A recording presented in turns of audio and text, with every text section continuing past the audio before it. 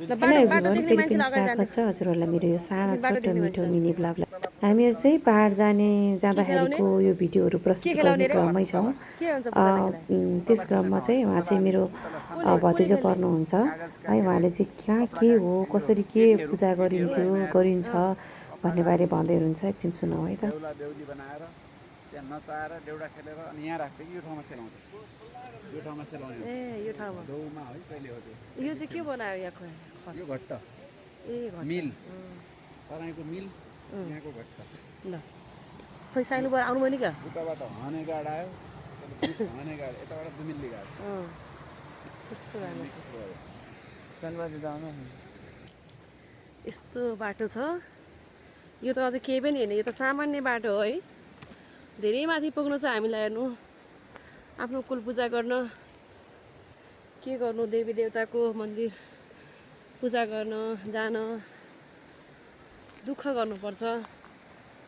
यो चाहिँ हाम्रो यहाँनिर चाहिँ हामीले चाहिँ मन्दिरहरू छ। कुनै पनि देवी देवताको पूजाआजा गर्नलाई अलिकति मेहनत, अलिकति दुःख परिश्रम त गर्न नै पर्छ। तर गरे बापत हामीलाई अलिकति पनि रिग्रेट फिल भएको छैन। किन आएको होला यस्तो ठाउँमा, किन आफ्नो दुःख बिसाउन आएको होला भन्ने जस्तो भएको छैन। एकदम रमाइलो भइरहेको छ होइन। अब त्यो कहिले नहिँडेको भएर चाहिँ अलिकति त्यो हिँड्नु पर्दा चाहिँ अलिकति त्यस्तो दुःख हो।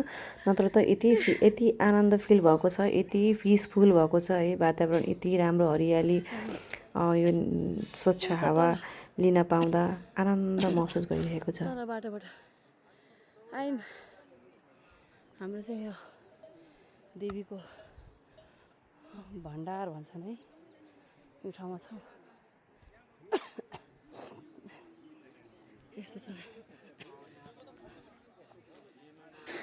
जस्तो मैले हजुरहरूलाई अस्ति भनेको थिएँ, हाम्रो कुल पूजा चाहिँ 3 दिन पूजा हुन्छ।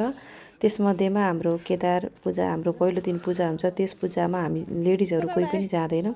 र दोस्रो पूजा हाम्रो सिंहदल देवीको पूजा हुन्छ। हाम्रो प्रत्येक देवी देवताको पूजा गर्नुभन्दा अगाडि जानुपर्ने त्यो स्थान, ठाउँ एउटा भण्डार जस्तो हुन्छ। जुन ठाउँमा चाहिँ शङ्ख, घण्ट, आफूलाई चाहिने सामानहरू त्यस ठाउँमा हामीले राखेको हुन्छौँ। त्यहाँबाट हामीले लिएर जानुपर्ने हुन्छ। अनि सबैजना हामी त्यहाँ भेला भएर सबैजना त्यसरी जाने, रमाइलो गर्ने गर्छौँ। हाम्रो 3जना देवी देवताको हाम्रो अलग अलग ठाउँमा भण्डार छ। अनि अब यहाँ हामी सबैजना आइसकेको छौँ। कोही आउन बाँकी नै हुनुहुन्छ। सबैजनालाई वेट गर्दै। अनि हाम्रो यहाँ पण्डितजी हाम्रो सबैभन्दा एकदम बुढो पण्डितजी हुनुहुन्छ। उहाँको हातबाट हामीले टिका ग्रहण गर्दैछौँ। उहाँ नाताले उमेरले यति बुढो भए पनि हाम्रो नाताले चाहिँ उहाँ पनि हाम्रो भतिजो नै पर्नुहुन्छ है पर्नुलाई चाहिँ।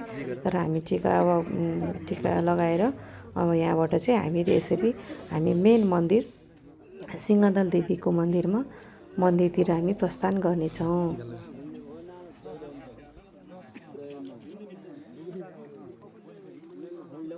यसरी मेन हाम्रो पुजारीजीको हातबाट सबैजनाले टिका ग्रहण गरिसकेपछि हामी मेन मन्दिरतिर प्रस्थान गर्छौँ, आफ्नो माता देवीको कुलदेवीको मन्दिरतिर।